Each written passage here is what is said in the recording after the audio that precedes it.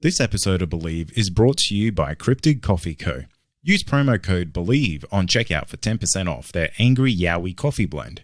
Head over to cryptid.com.au to check them out. It was just the most massive thing I've ever seen. To tell you the honest truth, I thought, well, we're the only ones left on this planet. Something's happened. We've missed something here.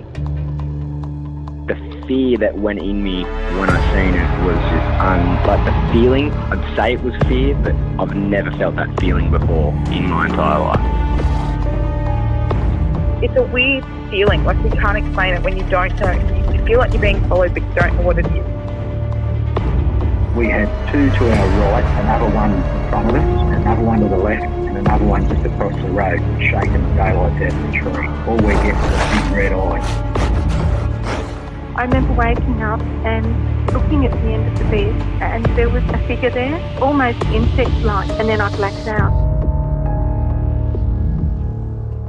Welcome to the show, everyone. My name is Cade Moyer, and you are listening to the Believe Paranormal and UFO podcast. If you have had an encounter and would like to share it, please get in touch with me. My email address is believepod@gmail.com. If you enjoy the podcast, be sure to leave us a rating or review wherever you listen, and head on over to our website, believepod.com, and consider becoming a member to get bonus episodes and video content. Tonight I'm joined by Tim, and Tim has had quite a few wild encounters while he's been out in the bush. Tim, welcome to the show. Thanks for having me, Cade. It's great to have you on, and for all our international listeners, the bush is like the forest here in Australia is probably the best way to put it, because I guess some people will be wondering why you're having weird encounters in the bushes, but that's not so. So, Tim, mate, take us back to these weird encounters that you've had. Okay, so I've had about two encounters in the bush. The first one was probably about 2010, 2011. Me and a few of our mates went out to a place called Demeric Dam, which is up near Armidale. We decided to camp out there the night. Anyway, the night drew on. It was probably about 10, 11 o'clock at night, and two of my friends were going for a walk along the track around the dam. Anyway, I decided to follow them because I couldn't be bothered staying back at the tent. It's pretty boring. So we walked further up the track, and my mate goes, "Oh, we're just going to set up a little fire here." It was probably at least halfway around the track of the dam anyway. And we were just chilling. He started setting up a fire, and we sat there for a bit. He ended up falling asleep next to the fire, and it was just me and my other friend still sitting there. So we were talking, and I didn't want to go to sleep because I didn't trust being out there without having a roof over my head. So I was sort of freaking out a little bit. But then I thought, no, I'm going to stay awake and try and keep myself awake. So I thought I'd go for a little bit of a wander down the track. So anyway, I've walked down the track about, say, maybe 200-300 metres or so by myself. And I stopped, and I realised that where I was going was getting a little bit more dense and more dark. So I was like, I kind of don't want to go any further. But then I heard something, probably, say, 20-30 metres away from me. So it sounded like to me was something had just either jumped or fallen from a tree. But it was a heavy sound, and then whatever it was started walking towards me through the long grass. Now, I couldn't see it. I'm not going to lie, I could not see it, but I could hear it, and whatever it was bigger than me. And I sort of went, what the hell is that? So I hesitated a little bit, but whatever it was getting real close. And you could hear it, and it didn't sound like it had four legs. It definitely sounded like it was bipedal of some sort. And I was just like, oh, I don't know about this. So I yelled out the first thing that came to my mind. It was like, F that! Straight up the track I ran. Never ran so fast in my life. And I got back to me mate, and he's like, "What's wrong?" I said, "Did you hear that down there?" He goes, "Yeah, I heard you scream and run." And I was like, "But you didn't hear what I heard?" And he goes, "Nah." And I said, "Well, I don't know what's down there, but whatever it is, it's bigger than me." So I said, "Do you want to go down there and check it out?" He didn't know. He didn't want to go down there. He was a bit worried. But yeah, that was the first encounter. The thing is, the Australian bush is so, how do I say this? Undangerous in the sense that, like, there should be nothing that big out there, and nothing that big jumping out of a tree, because, you know, some people might say, you know, maybe it was a tree kangaroo, or, you know, it was just a regular kangaroo that was just jumping around. But there's a sound to the gait of a kangaroo, and kangaroos, like, a big one might be 80, 90 kilos. It doesn't have that kind of ground shaking feel that you felt. No, and there's a fine line between distinguishing a sound of a kangaroo going through long grass and somebody else walking through long grass. And that's what it sounded like, was it? Yeah, it sounded like a person. But there was no one there, but the person would have had to have been a few hundred kilos because it was pretty heavy. How close do you think it got to you? Oh, within 10 meters. Oh, wow, that's really close. Pretty close, yeah. But like I said, it was as dark as anything. This is probably, nearly 12:31 o'clock in the morning. So yeah, it was pretty dark, and yeah, I don't know, I couldn't see whatever it was, and that scared me the most, that I couldn't see it, but I could hear it. Yeah, the fear of the unknown is almost just as bad as what actually might be there, because the thing is, you know, like, yowies aren't the only bipedal creature that I hear about in the Australian bush. You know, there's these like other things out there that, you know, no one really knows what to call them, and they seem so much worse than what the yowie is. But was there anything that kind of gave away the fact that you think this may have been a yowie, other than the sheer size of how it sounded when it landed? Not quite. See, I've always grown up with an open mind about all sorts of different things, you know, especially, you know, the paranormal type of stuff and all that, and anything in the bush. So I've grown up with stories from the Aboriginal side of the family about certain things that have happened to them, and they've seen things in the bush and all that type of stuff. And it's like, oh, you know, I know that there could be a possibility. I mean, like, you know, like only a certain few people have seen them or have had an encounter with them, you know, and I didn't expect to be one of them. What's the bushland like there? Oh, it's like properties out there, but where the dam is, there's a fair bit of like scrub around, and you know, if it was anything like that, there's definitely a fair amount of a food supply out there, because there's fish in the dam, and, well, you know, and all sorts of things. So it's just like it's open in parts, but then it's pretty bushy in others. It's not surprising. I hear a lot of encounters around dams and kind of waterlogged areas. It just seems to be, and that's just how nature works as well, you know, like water holes draw creatures towards them. Yeah, so it's about where it was probably about 10-15k out of town of Armidale. So it gets pretty, like, most of the way out there, it's paddocks and people's properties and all that stuff. But then you turn a few corners and you end up going over a couple of little hills and into the dam, and there's hills surround the whole area. I went up there recently, as in like last week, for the first time in years. I hadn't been out there in years, and I was on a little holiday at my cousin's up in Armidale, and we went out there for a fish, and I was like, when we were walking along the track, I was like, oh, we're getting close to where this had happened. And I hadn't been there like since it happened in the day, you know, so it was a bit different being up there during the day. And I was like, when we got to the rock where we had the fire, I was like, this is where we were when we had the fire, so it's only about 200 meters down the track where it happened. So then we got down there and I seen where I was, and I was like, oh, this is where it was, and this is where it happened. And I looked about, you know, 20 meters to my right, and I was like, there's a tree down there. That's probably the one that it jumped out of, you know.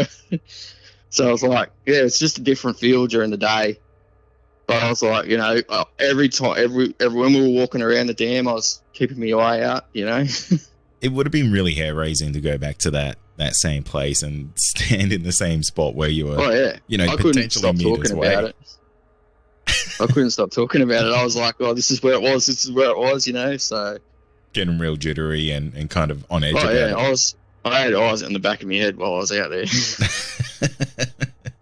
What were your mates' reactions back at camp when you came back? Like, did you say like, hey, I think there's a Yowie out there, or were you just like, there is something gigantic out there? So when it happened, I only had the two of my mates with me. The rest of them were back at the campground at the front of the dam. So we hadn't gone back there till like 6 o'clock the next morning. So I was sort of like, I didn't really tell any of them because, you know, they were in their own little worlds and that they probably wouldn't have believed me. But the mate that I had that was awake when he heard me run back up the track, he sort of knew straight up. He didn't want to go any further down the track, so he kind of knew something was up. And then we sort of mucked around. I'll say it would have been about 3 or 4 o'clock in the morning. We sort of just went down closer to the dam. We started making some funny noises and just cooeying across the dam, and it was echoing and stuff. And we thought we heard what sounded like another decent loud noise over the other side of the dam. And I was like, you know, what could that have been? But we didn't realise at the time, you know, I've watched all these type of shows now and heard a heap of things, stories about people communicating with Yowies or Bigfoot or anything like that, and they communicate through howling and all that type of stuff.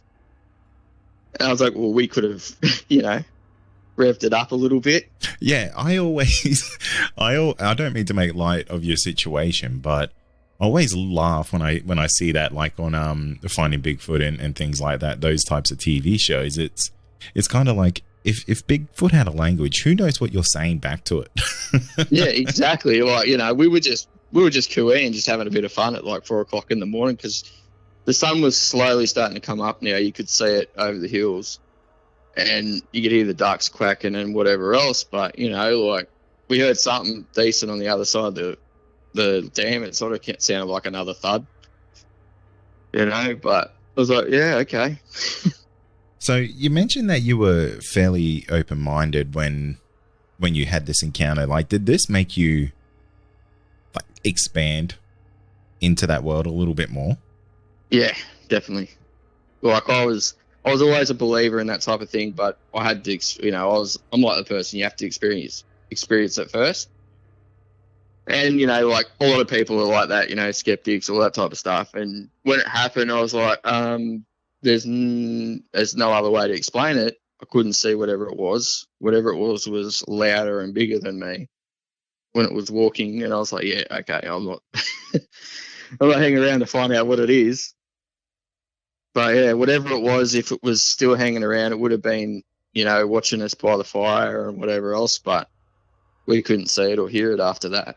Yeah, and that's kind of scary to think about. Like, there's this giant creature just on the outskirts of your vision, watching you all night long. Yeah, could have been anywhere. Yeah, and that's the scary part of these creatures. But you said you've had 2 more encounters with just strange happenings in the bush. So, yeah, do you mind telling me about those? So the most recent one, it was only a few months back when we were during the lockdowns in New South Wales. Me and my son and my cousin, you know, when he was over, we sort of wanted to go for a wander up the bush behind Taralba, which is where my partner's mum's building a house in the new estate out there called Billy's Lookout. Anyway, we had walked up the tracks we've been up there a few days in a row, a couple of weeks in a row type thing, and taken different bush tracks all the time. And we've like found a cave up there, but we've had like people have gone up there and they've like got buckets of nails and stuff in there, so they were building little wooden fences and that out there. But yeah, we've been out there a few times. I've even been out there myself, and nothing strange has happened out there. And it was just this one day we were just cruising along. We weren't even that far into the bush.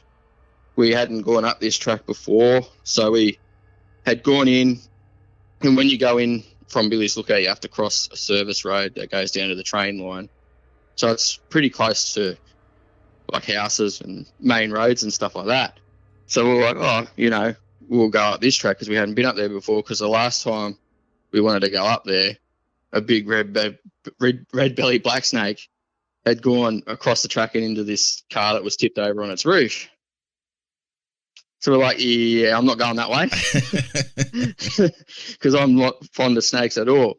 So we decided to go a different way. And then anyway, we come back a few weeks later and decide to go up this hill. And you go up this hill and you're going up for about 200 meters or so again. Anyway, we got to the top and we're just cruising along and we're just talking normally about, this is me and my 9-year-old son. And we were just talking normally about the house and what it's going to look like and whatever else. And then we could slightly hear something walking in the bush about 15 meters away from us. And we had stopped and it had stopped. And my son goes, Dad, did you hear that? And I'm like, yeah, I heard that, but there's nothing over there. I can't see anything. This is broad daylight. This is midday on a good sunny day. So you're not going to miss anything. And so we decided to take a few more steps, and this thing took a few more steps. So it was at this time that my son had said he's seen something on the corner of his eye flash through the sunlight that was coming through the trees. And I had turned and looked, and from what I could tell you, like I said, I've never seen anything like it, but it had been walking through probably knee-high grass, and it had gone behind 2 gum trees. And it was probably about the same colour as the gum tree. It was a pretty greyish colour. But what it looked like to me, it was sort of, I was looking at the back of, if I was standing from behind you, looking at the back of your shoulder. And this thing was walking sort of on an angle, so the track we were on, we were going to cut across each other anyway. So, you know, we would have walked straight into it. And as it got behind the second gum tree and walked out the other side, whatever it was, it just vanished. And I'm saying, like, this thing was massive. And it just vanished. And I'm sitting there thinking, what the hell was that? I was sitting there thinking, what do we do? I wasn't going to just get up and run. I sort of wanted to hang around and, like, find out what had happened and where it had gone, because at first thought, when I seen it, I thought, oh, hell, you know, this is a person in a grey T-shirt or a kangaroo. Now, a person just can't just up and vanish in thin air. And a kangaroo, if it was a kangaroo, you would have seen it bounce off down through the bushes. And I was like, okay, so it's definitely not one of them. So we sort of hung around that part where we'd seen it, and I was like, oh, looking around, had my ears open, and there was no tracks in the ground or anything like that. But what happened, whatever it was, it just, you know, vanished. If it was anything, we would have heard it kept going, or we would have seen it kept going, because we would have cut across paths with it. But like I said, it was only like 15 meters away from us. So, you know, it was pretty decent size, because we had only gone up there about 3 weeks ago. Me, my son, and I took my cousin up there. My cousin's pretty decent size compared to me. And I was like, well, I'll use you as a size comparison. So I was like, you go over into that bush there and walk up towards these 2 gum trees. Now, when he was walking through that bush, I could barely hear him stepping in the grass.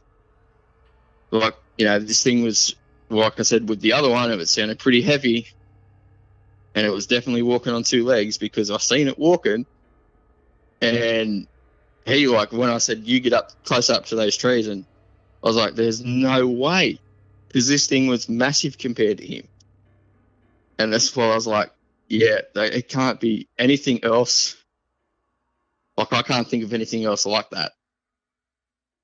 You know what I mean? Like, it just vanished as well. That's what got me dumbfounded, to be honest. That's the crazy part of that encounter, isn't it? Because, you know, you got this thing that is essentially stalking you, and it's pacing you as well, which is, you know, that's scary. Like not just following you, but pacing you. Yeah. Well, I didn't get the feeling while we were up there that it was following us.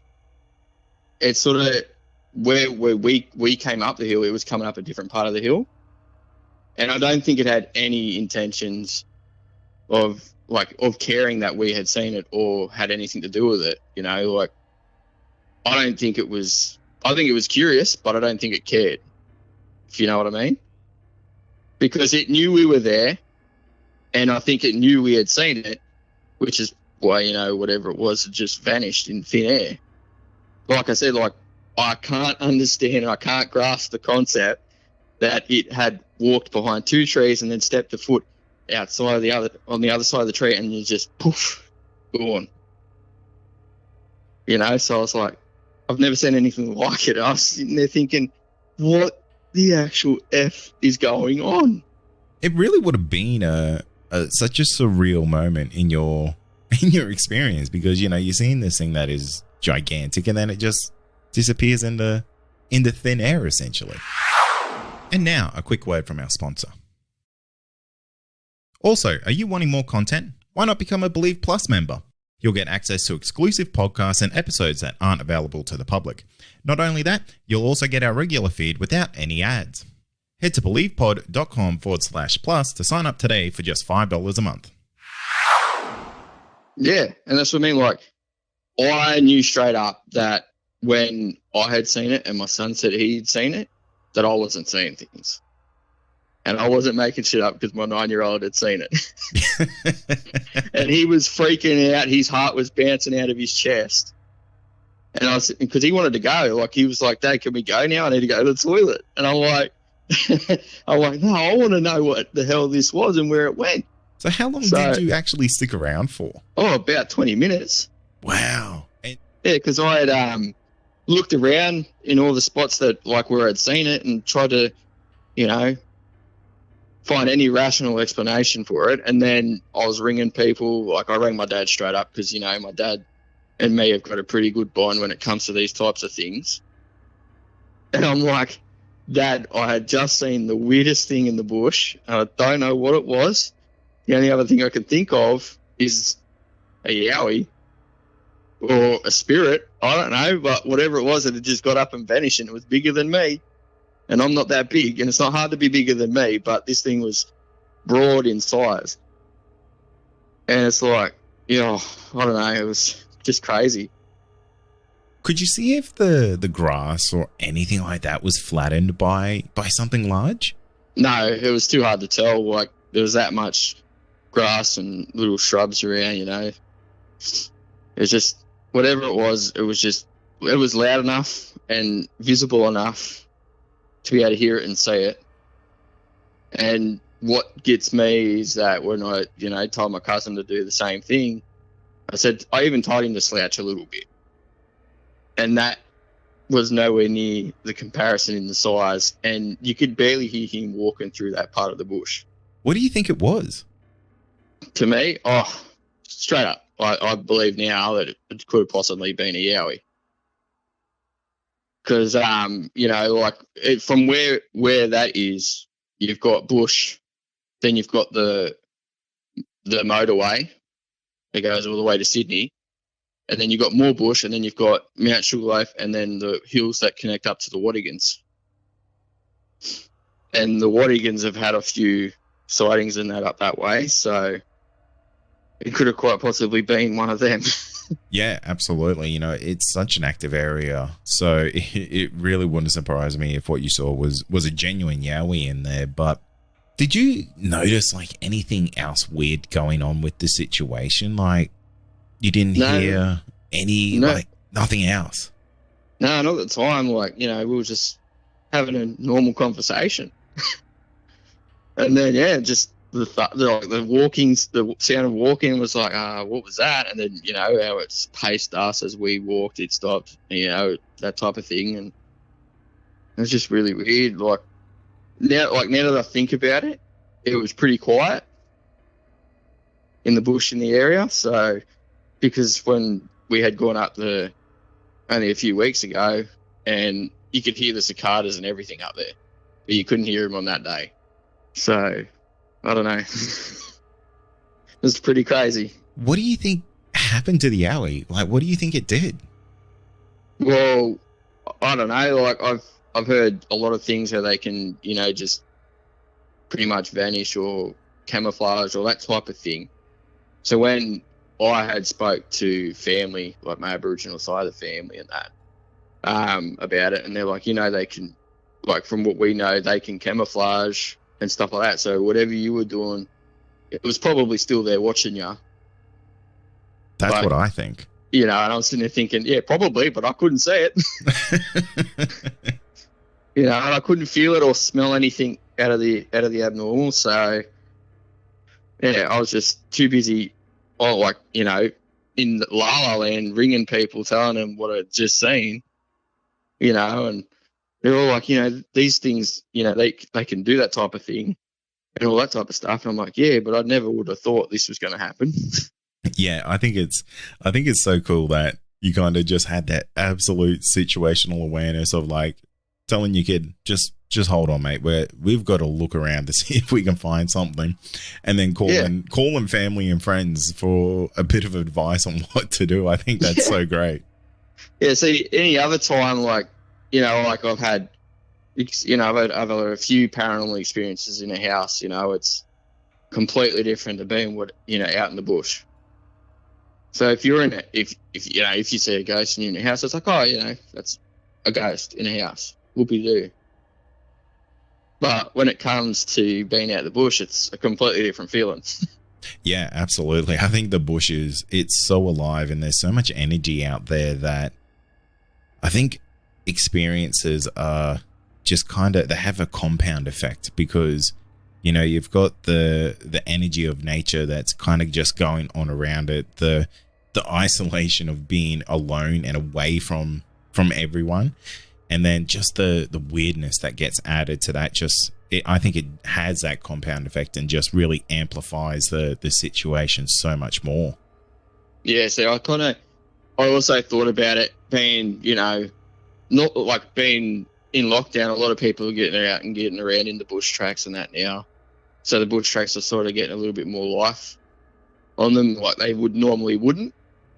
The only, like, I've been out, like when we were out there, we're seeing people out there mountain biking and stuff, but they weren't mountain biking on this particular day. So it was a bit, yeah, that was just the right time, right moment for us. And the thing is, if you ran into someone, it's not like they would actively try to avoid you. Like, I feel like that's really out of character for anyone to do. Yeah, that's it. Like, and there was even like my Aboriginal side of the family were like, it could have been like, you know, it could have been a sacred site or something like that. And I was like, how would we know? You know? Yeah. Because they brought up, you know, the snake. You know, you've seen the snake at the bottom of the track. That was probably a warning not to go that way. I said, yeah, but that was like, you know, months ago. This is different now. So you've had one other encounter, and this one's a paranormal one. So what happened here? Oh, well, it's sort of a long story. A few things that happened. So I'm sort of known in the family as the family paranormal investigator. not a bad title to have, mate. Yeah, because they know that I like that type of thing. So when things would happen at their places, they're sort of like, oh, you know, come check it out or whatever, you know. And I was like, yeah. I sort of sit there and I go to them, yeah, stuff that, you know. but we this time my auntie's place, it's pretty, I don't know, it was pretty active from what I could remember. Active enough that my cousins were too scared to sleep in their rooms and they would sleep in the lounge room together. So I'd come up because I was living at Tamworth at the time and they were living in Armidale, and I'd come up and visit every couple of weeks. And I come up and my auntie was talking about things that happen in the house. I'm like, so what happens? And she goes, oh, you can hear people talking in the kitchen and, you know, hear people walking around and stuff like that. And then she goes, you can hear people whistling. I said, what's the whistling sound like? And I'm not going to repeat it because it's, you know, it just reminds me of everything that had happened there.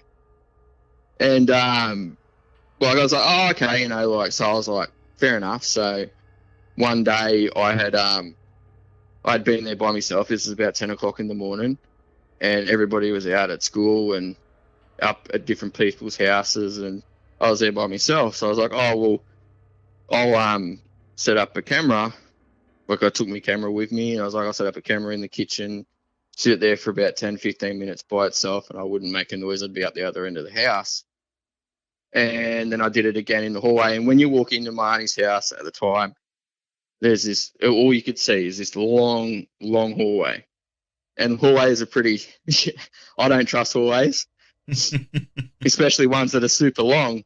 Anyway, we had walked in, and I sat one at the front door and shooting down the end of the hallway and whatever else. And anyway, the first recording in the kitchen was, it sounded like the wind sort of picked up in the room, but there was no windows or doors open. It could have been anything, but there was no air cons or nothing on.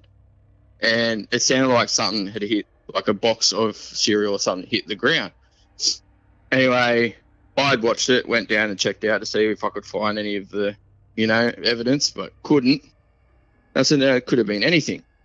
And once I listened to it again properly, you could sort of hear the whistling. It sounded exactly the way my auntie had whistled.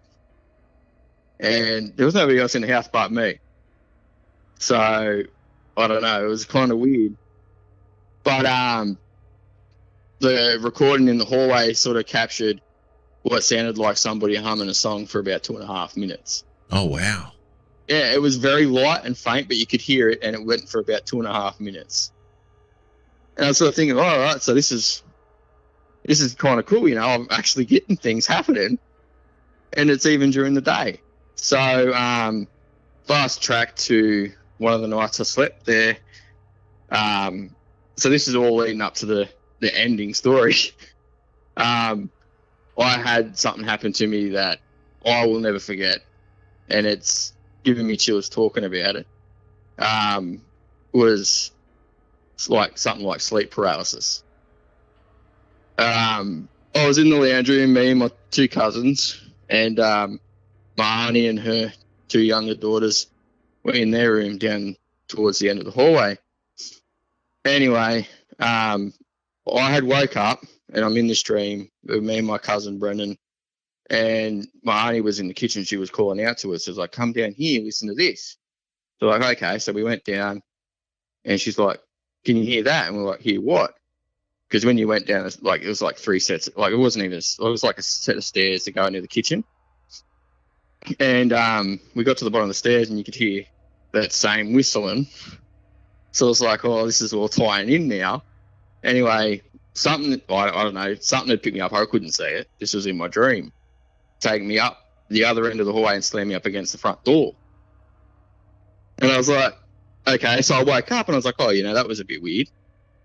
Didn't think much of it. And then, I couldn't help myself, went back to sleep. And here I am, stuck on the lounge. I couldn't move. Couldn't say anything. And my cousins were laying right next to me. I'm trying to talk to them, trying to move to, you know, trying to get them awake. And next thing you know, the lounge room door opens. And I'm sort of freaking out. I'm like, oh, God, please. Like, what's coming through that door? So I'm sort of just flipping out. And I flipped out that much that it woke me up. And I'm sitting there thinking, okay, so this has happened twice now. This isn't normal. So I sort of tried to keep myself awake. And I'm laying there. I was like, but I was that tired. I couldn't help myself again. I had to fall asleep. And here I am, laying on the lounge again in the same position, couldn't move, couldn't say a word. And the lounge room door had slammed shut. it woke me up. It was that loud. And I swear to God, I'm not lying. I had heard something run down the hallway. Oh, no. And I'm sitting there thinking, oh, shit, you know, like, what do I do? And it sounded like a little kid running down the hallway. That's how light foot, you know, it was. And I'm sitting there thinking, oh, I need to go to the toilet. And the toilet's down the other end of the hallway. Of course it is. It's the only one that had a light. And I wasn't going to go to the one closest to the lounge room with no light, especially with whatever was out there. And so I think, I'm like trying to figure out what to do, whether to take a weapon with me or whatever, not that it was going to do anything. And my cousin Kristen had woken up and she's like, what's wrong? And I was like, oh, you don't want to know. And she, you know, being in that house all the time, she's like, oh, don't tell me. Straight away, and went back to sleep. And I'm like, oh, great, you know, that's helpful. And anyway, I didn't run, but I sort of took big strides down the hallway. And as I was passing my auntie's room, I had to make sure the girls were asleep, the younger girls, but they were snoring their heads off.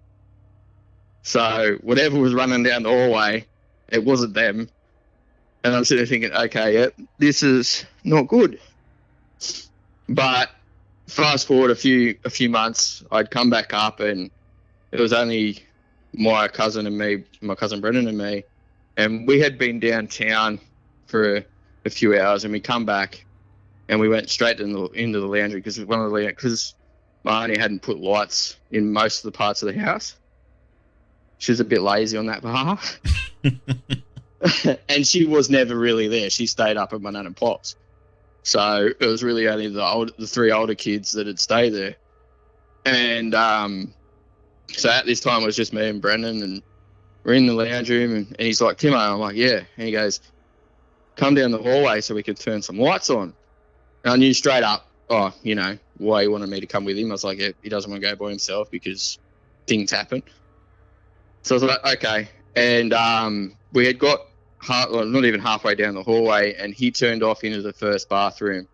And he was telling me he was turning some lights on, but it was taking him forever to find the light switch. And at that time, my eyes had started to adjust to the darkness, and I had looked down the other end of the hallway, and I shit you not, I had seen something materialize at the end of the hallway, to the point you could describe the clothes, the hair, the gaps between the legs and the arms and the body. And I freaked out. I said straight out, I said, Brendan, like I was banging on the wall next to him. So we had sprinted back into the lounge room. He come flying in behind me, slammed the door shut behind us and held it shut. And I'm like, what are you doing? He goes, holding it shut. And I said, if there's a bloody ghost down the other end of the hallway, it's going to come straight through you in that door. And he goes, what if it's a person? I said, they ain't no bloody person. You know, it's how it would materialise in, you know, pretty much like right down the other end of the hallway. And the fact that it went from nothing to a person, you know what I mean? And I'm sort of thinking, oh, that's the craziest thing I've ever seen, like ghost-wise. I've never actually seen anything like that.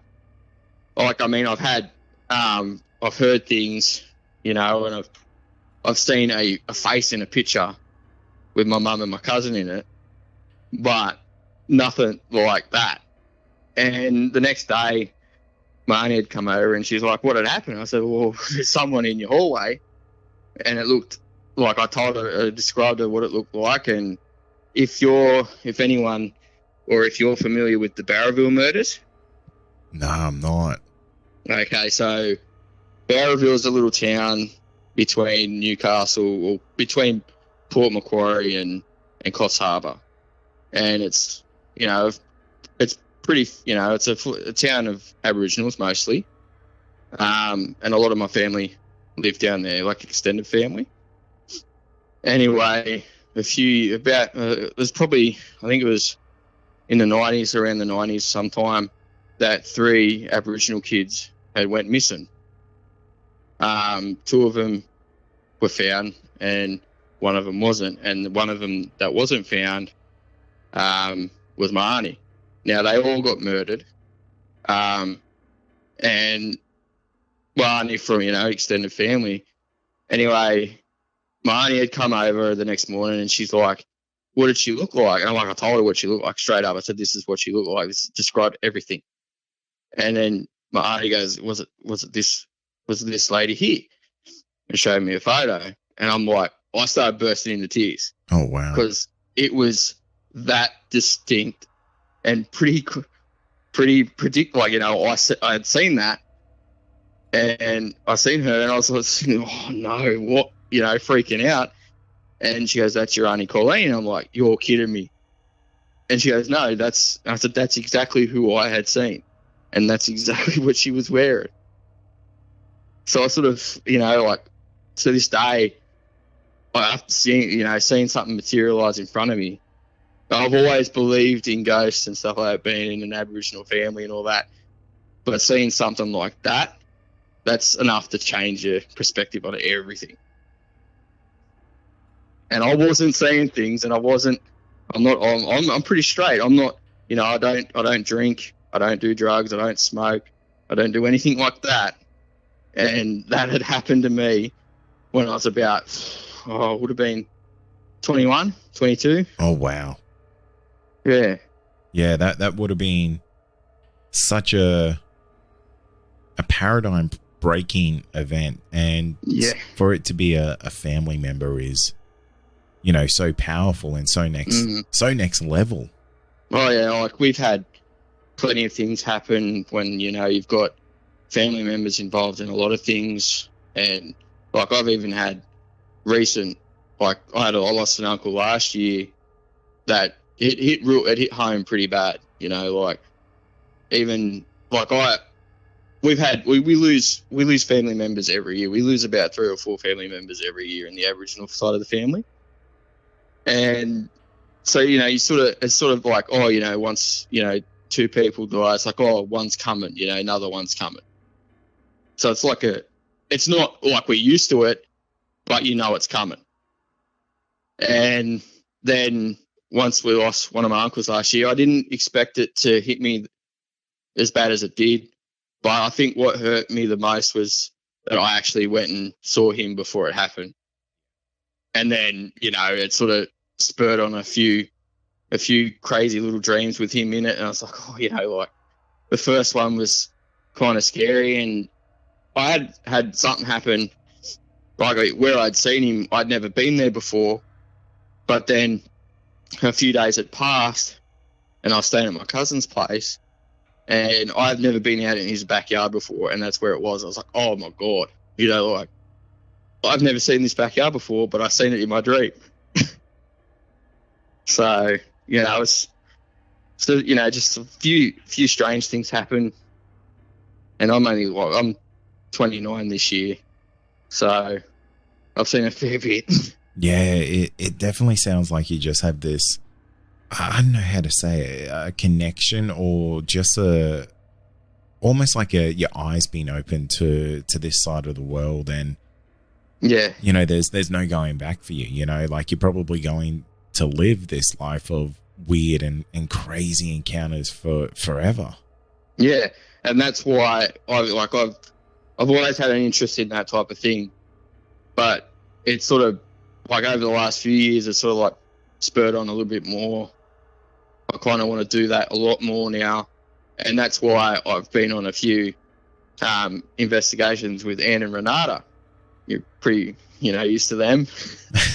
Big shout out to Anne and Renata. Yeah, big shout out to them. They're great people. Ghost Grannies, as well as like Butterfield calls them. So yeah, I've been on a few investigations with them, and like, I've sort of, I get excited, like, I get nervous before I go into the investigation, but I put that down to now as excitement, because I know I'm going in to do something that I love doing. How do you feel knowing that your life may be filled with more of this? Oh, it's pretty normal now. Like, I've seen things all the time. Like, I've been sitting down the room playing my Xbox, and I'll see something on the stairs. It's like, oh, I'll see something on the corner of my eye, and then they're gone. And it's like, oh, I'll get up and I'll go look around and look in every room and go, oh, fair enough, you know, like it's probably just a ghost. But like, I used, like, back when I was a kid and my nan and that would used to tell me all these stories, I'd freak out. That's why they wouldn't tell me certain things. Well, like, my auntie's always had something that happen at her houses. So one of the houses she had lived in, they'd seen something, but they wouldn't tell me about it until the next day. Because at the time they were like, oh, you know, Tim's a bit, you know, a bit scared about it. But at that time, I was sort of starting to grow up a little bit more now. So I was like, oh, you should have told me last night and I would have had a look, you know. But yeah, like, we've had heaps of things happen. And we, like, me and my sister, we've been talking, and me and my two sisters, we sort of sit there and go, the things that we see or hear, you know, we put it down to just culture, you know. You know, like, our family culture is probably why this happens a lot. But you know, like, going back to the bush, you know, like I said, it's, you see something in the house, it's completely different. But when you're out in the bush, it's like a whole other level. There's a complete element of the unknown when it's out in the bush, and I guess when you're at home, you know, there is a sense of familiarity with it all because, you know, safety. You're at home, you know, like you kind of know how things should work there, but when it's out in the bush, it's kind of like, am I about to become a missing person or something like that? Yeah. And that's what I mean. Like, my dad brought up, like, oh, what if it was somebody out there? And I'm like, well, there was nobody out there. And he's like, well, what if it was somebody else? Like, in saying that maybe somebody was murdered out there or buried out there even, you know, you wouldn't know. Yeah. And you had seen them. And it's like, well, maybe, but, you know, the fact that it was walking so heavily and loud enough that we could hear it, that louder than what anybody else would walk through there, like a normal person anyway, you would have had to been stomping your feet extra loud to make that sound. Yeah, for sure. Would have been, you really have to go out of your way to make yourself that noticed. Oh, for sure. Like, and the fact that it was, you know, merely 15 meters away from us and it wasn't really that interested in us being there.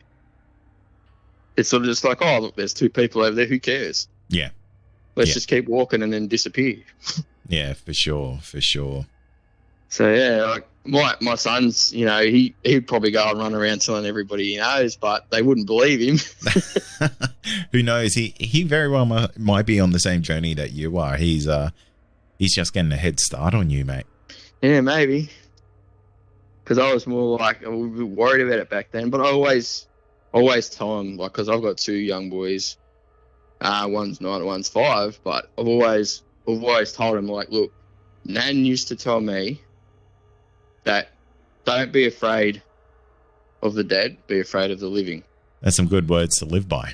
Yeah, so we go off of that, and I tell them that. It's like, but when you know, like I said to him, I said, try to explain to him, I said, you see those types of things at a house or at home or whatever, but when you're out in the bush, it's a completely other level, and you don't know, like, for example, we didn't know what that was at the time, but whatever it was bigger than me, and walked a lot louder than what we did, and, you know, like I said, I tried to put a comparison to it with my cousin because he's a lot bigger than what I am, and it was a lot bigger than him, and I know, like, I've even got a mate that's probably like 6.5 foot tall, and he's pretty decent size and shoulders and that. I was like, I'm going to take him out there one day and see if that's in the comparison, but I don't think there will be.